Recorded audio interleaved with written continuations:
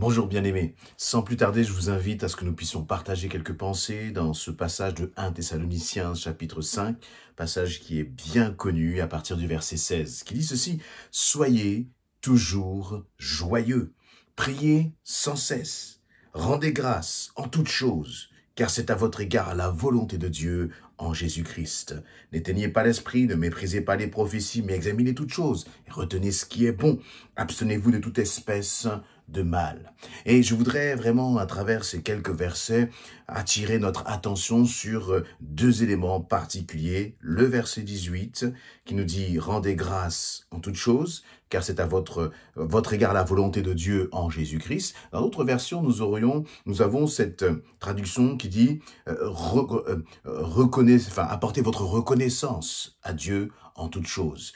Apportez votre reconnaissance, soyez reconnaissant à l'égard de Dieu en toutes choses. Et puis, le deuxième verset qui m'a interpellé, c'est celui-ci: examinez toutes choses, retenez ce qui est bon. Retenez ce qui est bon.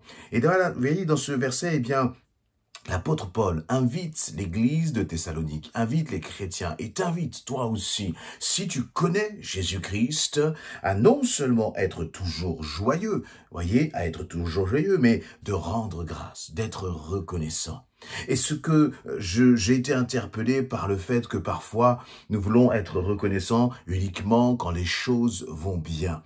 Mais ce que j'expérimente, c'est que notre reconnaissance, elle peut se manifester aussi au milieu de la tempête. Parce que lorsque l'on a tout, lorsque tout va bien, eh bien on prend cela comme une habitude, on prend cela comme quelque chose qui est acquis. Par contre, lorsque les choses commencent parfois à se corser, lorsqu'on commence à manquer, eh bien, de quelque chose qui nous est vital, de quelque chose qui nous est important, alors c'est à ce moment peut-être de la frustration, à ce moment du manque, que l'on se rend compte de l'importance de cette chose que nous avions.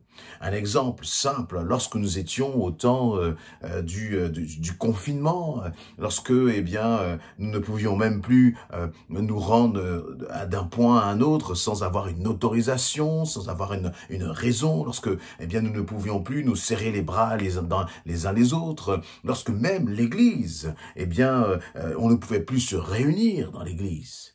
Eh bien, c'est à ces moments-là qu'on a réalisé combien le simple fait de respirer était une bénédiction. Et pourtant, rien de plus naturel que de respirer. Rien de plus naturel que, lorsqu'on est enfant de Dieu, de se rendre dans un lieu de culte pour célébrer ensemble. Mais c'est à travers, justement, ces épreuves que j'ai pu et que nous avons pu pleinement réaliser l'importance de toutes ces bénédictions que nous avions au quotidien. Parfois, lorsque nous parlons de bénédictions, nous attendons à des miracles. Nous nous attendons à des choses qui impressionnent. Mais la réalité, c'est que le miracle, il se produit au quotidien lorsque l'on est enfant de Dieu. Et le miracle ne se produit pas simplement pour les enfants de Dieu, mais la différence, et je crois que c'est ce qui fait en fait la marque de celui qui est enfant de Dieu, c'est qu'il sait d'où vient ce miracle. Il sait qui est à l'origine du miracle. Et il sait reconnaître aussi que tout n'est que par grâce et que le simple fait de respirer est un miracle. Je répète, entre quelqu'un qui ne connaît pas Christ, un inconverti, et quelqu'un qui connaît Christ, celui qui connaît Christ, réalise que tout cela lui vient de Dieu. Celui qui ne connaît pas Christ, il croit que c'est une sorte de dû. On lui doit les choses, alors que respirer est une bénédiction de notre Dieu, est une bénédiction de notre Créateur. C'est une grâce qu'il nous offre. Et je crois que nous devons prendre le temps, chacun pour notre part, de toujours remercier notre Dieu. Ne pas tomber dans une forme peut-être d'orgueil ou d'autosatisfaction en croyant que tout nous est acquis. Non. Tout ne nous est pas acquis. Respirer est une bénédiction de notre Dieu. Et ce qui est intéressant, c'est que c'est au milieu de l'épreuve, comme j'ai dit tout à l'heure, c'est au milieu de la difficulté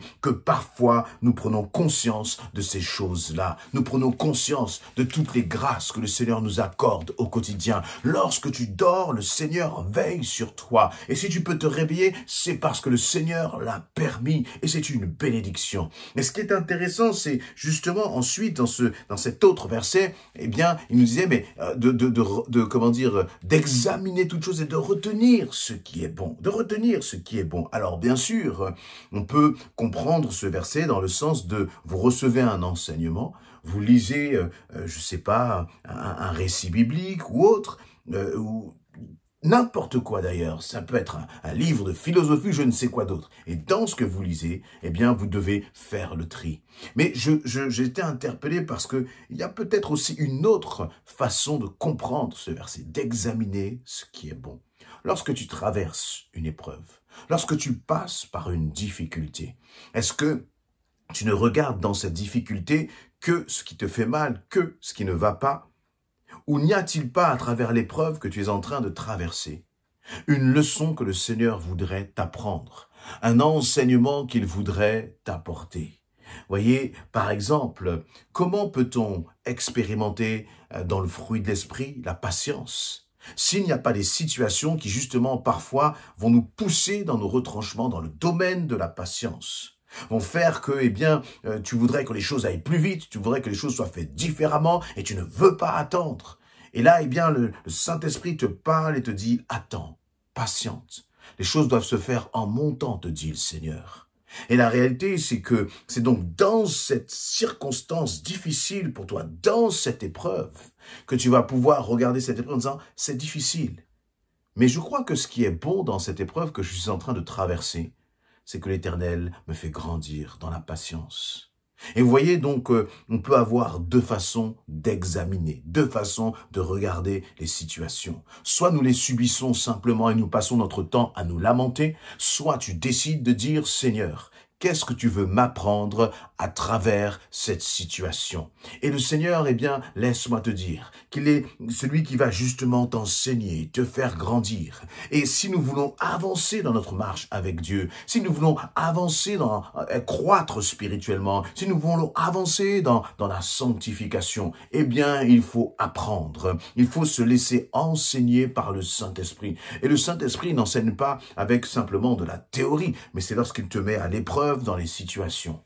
Si tu crois réellement que toute chose concourt au bien de ceux qui aiment Dieu, je t'invite vraiment peut-être à examiner la situation que tu es en train de traverser et de te demander, mais Seigneur, qu'est-ce que je peux apprendre de toi? Qu'est-ce que je peux apprendre de ton cœur dans cette situation?